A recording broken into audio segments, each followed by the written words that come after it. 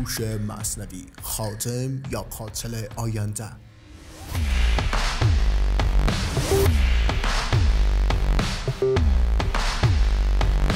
تا چند سال پیش هوش مصنوعی فقط در فیلم‌های علمی و تخیلی بود، ولی امروز در جیب ما هست، در گوشی ما هست، در یوتیوب هست، گوگل، تلگرام و حتی در تصمیم گیری کشورهای بزرگ هم هوش مصنوعی عملکرد خود دارد. اما یک سوال بزرگ داریم: هوش مصنوعی برای ما یک خادم وفادار هست یا یک قاتل به احساس که داره آرام آرام دنیا را میگیره؟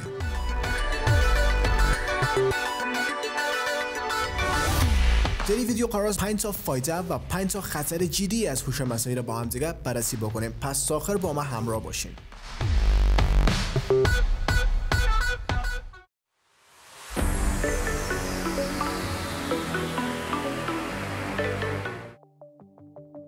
بخش اول: 5 فایده واقعی هوش مصنوعی.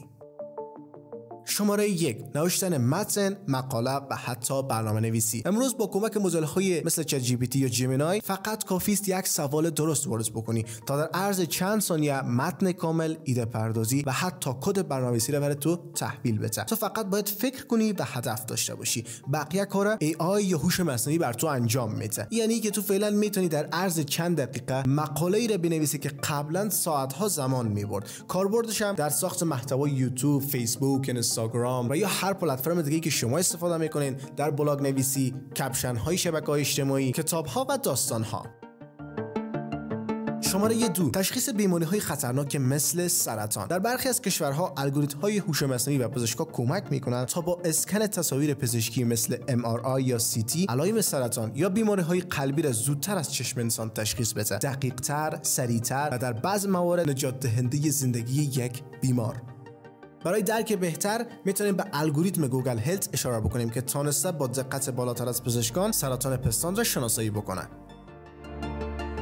شماره 3: انقلاب بزرگ در عرصه گرافیک و موسیقی در جهان. امروزه ساختن عکس، ویدیو، صدا، موسیقی بدون هیچ مهارت خاص انجام میشه. فعلا میتونی با ابزارهایی مثل وایس مود، رنوی، 11 لبس، چت جی پی تی، جیمینای و یا هر مدل AI که بتونه بر تو عکس، ویدیو، موسیقی تولید بکنه، فقط با نوشتن یک جمله، یک تصویر، ویدیو یا حتی صداهای کاملا واقعی تولید بکنی. برای درک بهتر این موضوع میگیم یک پرامپت میتیم به چت جی پی تی. میگیم یک شهر در آینده با آسمان خراش‌های شیشه‌ای و ربات‌های پرنده با کیفیت 4K برایم بساز و می‌بینی بوم تصویر آماده است. یعنی تو بدون آشنایی با گرافیک یا موزیک یک تیم کامل در اختیار داری. خب بریم سراغ شماره 4: ترجمه فوری و یادگیری زبان. هوش مصنوعی میتونه در لحظه صدای تو را بشنوه و به هر زبانی که بخوای ترجمه بکنه. اپ‌های مثل گوگل ترنسلیت پلاس AI یا متا وایس ترنسلیشن حتی میتونه لهجه و لحن تو را هم حفظ بکنه. یعنی که تو فعلا میتونی با یک خارجی صحبت بکنی بدون اینکه زبانش بلد باشی و یا هم کتاب‌ها و داستان‌هایی را به هر زبانی که دوست داری بنویسی. شماره 5: افزایش سرعت یادگیری در مدارس و دانشگاه‌ها. میتونیم بگیم اینم یکی از بزرگترین انقلاب‌ها در عرصه تدریس. چرا؟ فعلا دانش آموز میتونه با یک چت باکس سوال جواب بکنه. بر فرض مثال درس ریاضی رو برام با بهترین شکلش خلاصه بکن یا این سوال برایم حل بساز یا به زبان ساده توضیح بده. خودش محتوا را با سطح تو تنظیم میکنه، مثل یک معلم خصوصی ولی هوش مصنوعی 24 ساعته، همیشه در دسترسه. کاربردی که انقلاب کرده در عرصه تدریس، آموزش فعلا برای همه در دسترس شده، حتی بدون پول، فقط کافی است که اینترنت داشته باشی. بخش دوم: 5 خطر واقعی هوش مصنوعی با تحلیل عمیق.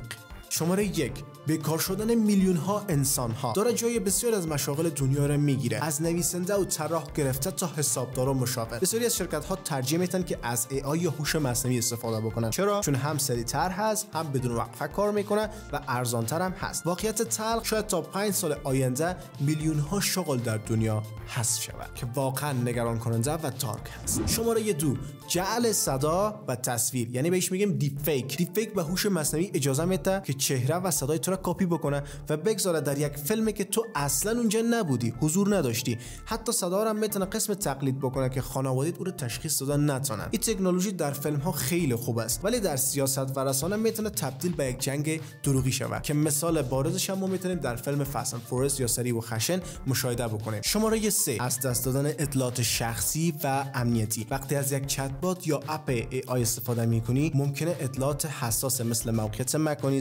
مسابقه جستجو یا حتی فایل‌های شخصی به سرورها ارسال شود و اگر این سرورها هک شوند یا فروخته شوند فاجعه است. مثالش هم بعضی از چت‌بات‌های پولی درخواست اجازه دسترسی به ایمیل و یا مخاطبین دارند. شماره 4 از بین رفتن خلاقیت انسان. وقتی همیشه یک چیز آماده روبروی تو باشه دیگه تمرین برای فکر کردن نمیمونه. هوش مصنوعی اگر به جای انسان تصمیم بگیره کم کم خلاقیت، تحلیل و تلاش واقعی انسان‌ها از بین میره و نتیجه چه خواهد بود؟ طبیعتاً یک نسل جدید که فقط مصرف کننده هست نه ایجاد کننده. شماره 5 تمرکز قدرت در دست چند شرکت خاص.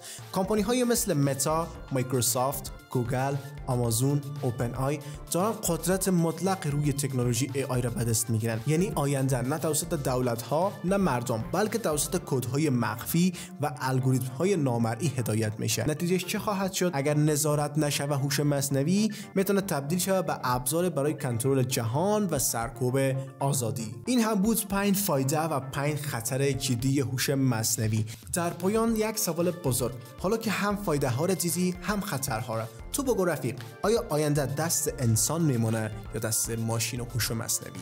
ممنون از اینکه ویدیو را تا آخر نگاه کردین و با ما همراه بودین. برای ویدیوهای بیشتر حتما کانال ابوی سابسکرایب بکنین، ویدیو را لایک بکنین و با دوستانتون هم شیر بسازین، کامنت هم فراموش نکنین. بدرود.